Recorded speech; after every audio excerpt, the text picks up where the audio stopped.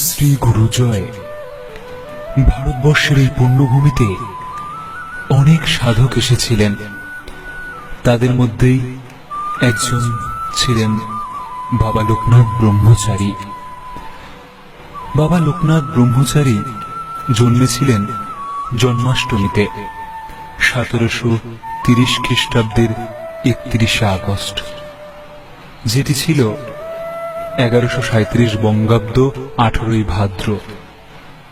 যদিও ওনার জন্মস্থান নিয়ে কিছু বিতর্ক আছে, তবুও ধরা হয় যে কলকাতায় কিছু দূরে 24 পরগনার 84 চাকলা গ্রামে একটি ব্রাহ্মণ পরিবারে তিনি জন্মগ্রহণ করেছিলেন। ওনার পিতার নাম ছিল রামনারায়ণ ঘোষাল এবং মাতার নাম ছিল কমলা দেবী।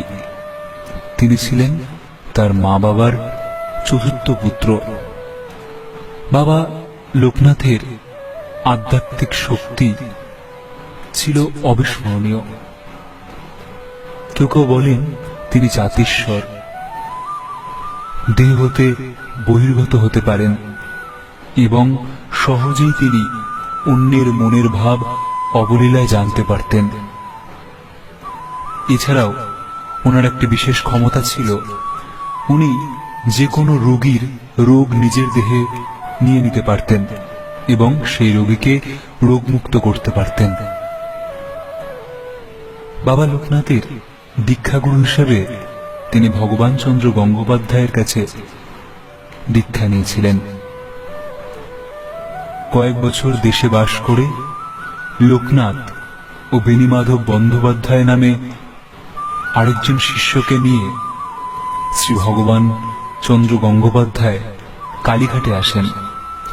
পরে ভগবান চন্দ্র গঙ্গোপাধ্যায় তাদেরকে নিয়ে বারাণসীতে চলে যান এবং সেখানেই তিনি দেহত্যাগ করেন।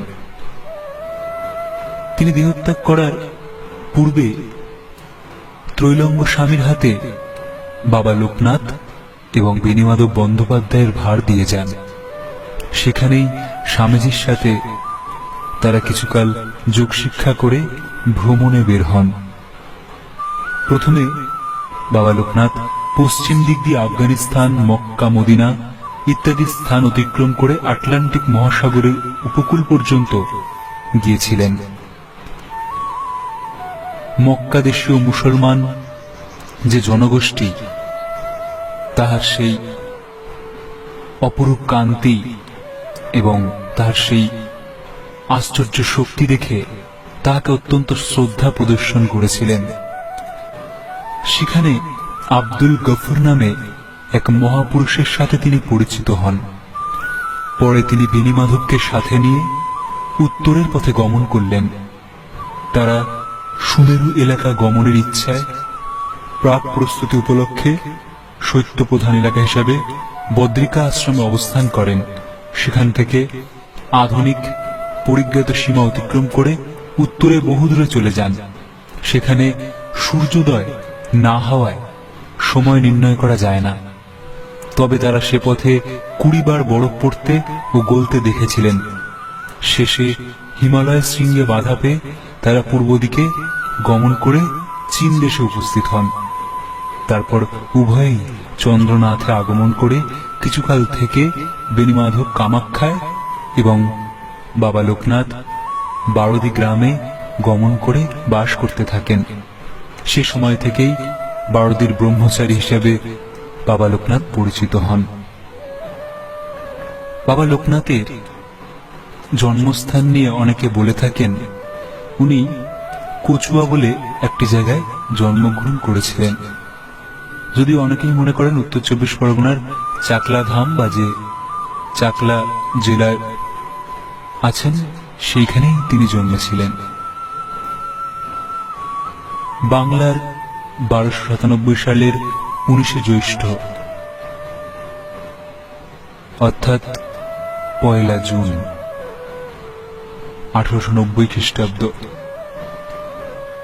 160 বছর বয়সে বাবা লোকনাথ ব্রহ্মচারী দেহত্যাগ করেন। উনি বলতেন, রণে বনে জলে জঙ্গলে যখনই বিপদে পড়িবে আমাকে স্মরণ করিও, আমি রক্ষা করিব। বাক্যবান ও বিচ্ছেদবান সহ্য করিতে পারিলে মৃত্যুকেও হটাইয়া দেয়া যায়, এবং এ আমার উপদেশের স্থল নয়, আদেশের স্থল। এছাড়াও বাবা লোকনাথ ওনার ভক্তদের জন্য কিছু অমৃত বাণী বলে গেছিলেন, যে বাণী দ্বারা এই সংসার ক্লিষ্ট মানুষের মনে অভয় ও শান্তির উদয় হয়। উনি বলতেন, প্রত্যক্ষেই হোক আর পরোক্ষেই হোক বাক্য মন ইঙ্গিত দ্বারা কারো নিন্দা করা উচিত নয়। নিজেকে বড় না করে তাকে বড় করো, নিজে কর্তা না সেজে তাকে কর্তা জ্ঞান করার চেষ্টা করো, তাহলেই ত্যাগ আসবে। যে কারণে মোহ আসে তা যদি জানা থাকে, আসতে না দিলেই হয়। আমার দান ছড়ানো পড়ে আছে, কুড়িয়ে নিতে পারলেই হলো। অন্ধ সমাজ চোখ থাকতে অন্ধের মতো চলছে। যা মনে আসে তাই করবি, কিন্তু বিচার করবি। এবং ক্রোধ ভালো, কিন্তু ক্রোধান্ধ হওয়া ভালো নয়। বাবা লোকনাথের কৃপা সবার মস্তকে বর্ষিত হোক, এটাই প্রার্থনা। ওম শ্রী গুরু জয়, শ্রী গুরু জয়, শ্রী গুরু জয়।